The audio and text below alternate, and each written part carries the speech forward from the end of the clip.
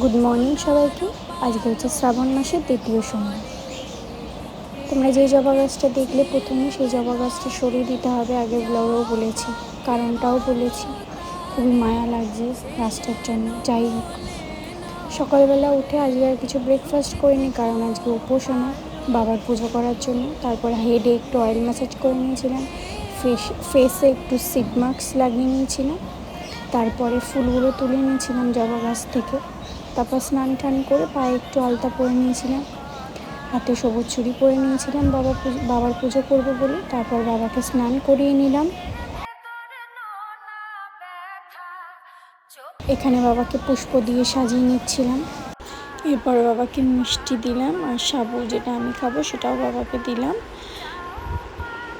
তারপরে বাবার আরতি করে নিয়েছিলাম।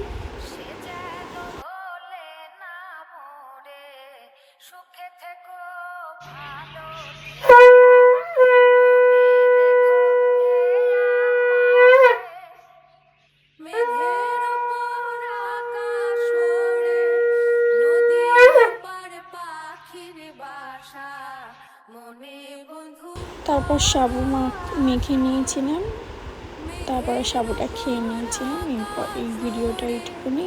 ভিডিওটা ভালো লাগলে লাইক করো। টাটা।